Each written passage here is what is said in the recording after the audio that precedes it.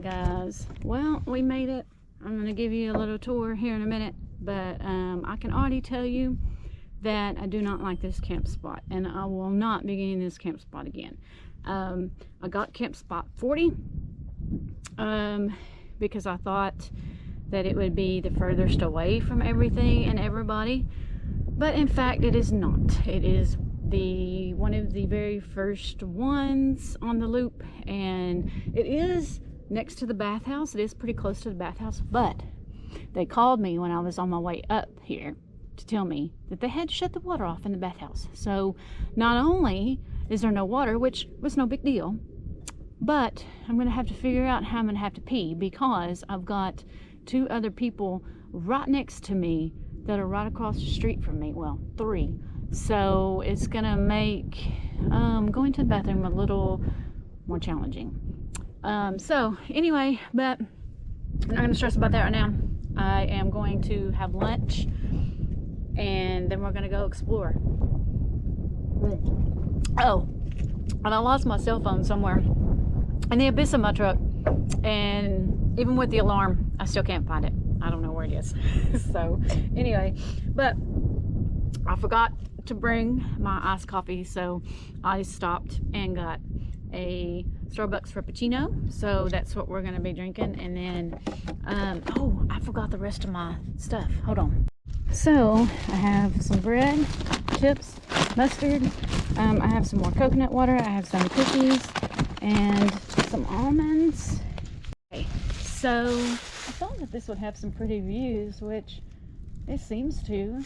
Okay, so it's not too bad. I was too scared to back my truck in though, because I don't want to hit anything. So I did not attempt that. But I'm not going to cook anything today. I just wanted it to be very low-key, very simple. So I brought sandwiches. So that's what I'm going to have. And I brought just some lunch meat. So I brought some spinach. We're going to have some Swiss cheese. I bought pepperoni and honey ham. Yum, yum, yum. And I've got a couple of cold coconut waters that are in here. And like I said, we're going to be very low-key, very simple. I'm going to eat my lunch real fast, and then I'll show you around.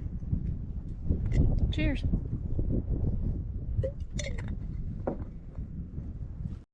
Okay, let me give you a quick tour of the campground real quick, because we're about to go explore. So this is site number 40. So you have a picnic table. See how really close it is to your neighbor there. But it does have 30 and 50 amp connection. So I do have my cable here running out for my electric blanket tonight, because it's supposed to be in the low 40s, high 30s.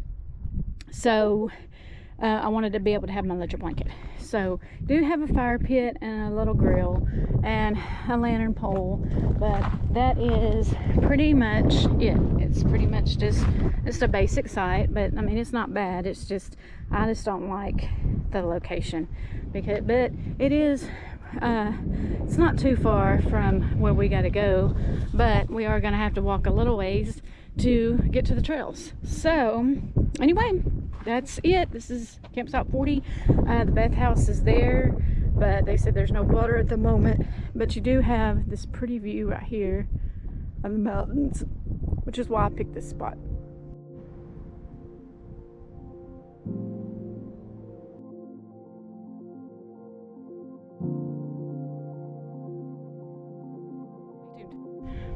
Okay, here's something new at Wihelmina that I have not seen before.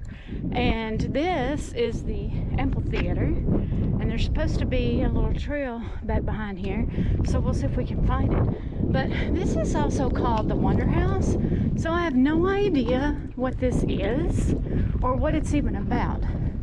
But it's called Wonder House. So let's go take a look at it. Alright, so there is ample parking, as you can see. If you're coming in from this way, you could just make a little turn here, and there's plenty of parking. So if you wanted to see this Wonder House, here it is, and there's plenty of parking. So it says that the Wonder House is a 9-level that was built in 1931 by Carlos Hill and Phil Lance. It was immediately sold to the C.E. Foster, an Oklahoma oil man. The house was used as a vacant cabin until 1958, when it became part of Queen Wihelmina State Park. And so it gives you a little map here of what the rooms looked like. So I don't know if you can go in it or not, but we're gonna go see if we can and what we can do, see what we can look at. Okay, so wow. Okay, I wonder if we can go inside and take a look. We're gonna see here in just a minute. There's a little door there, but hold on, let's read the signs first before. Okay, so 24-hour video surveillance monitor while on the premises. So I don't think you can probably go in there. Let's see if you can. Let's see if it's unlocked. No. Okay, so it's just a historical marker. I don't think you can go in it or anything, but it is pretty neat. This is a neat little cabin.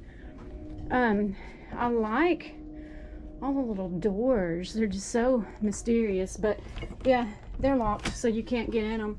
But you can kind of look and see, maybe if that glare. So they've tried to kind of make it look historic as possible. Wow. There's another room in there. That's really cool. And then there's the upstairs room there. And there's steps leading up to it. So that's pretty cool. A little window up there. That's neat.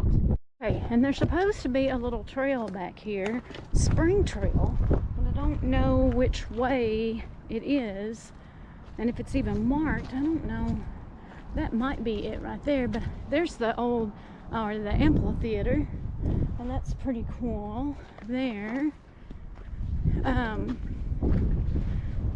thought that there might be a sign for that spring trail. It said it was behind the amphitheater, which I don't know if this would be behind or if that would be behind. Let's see.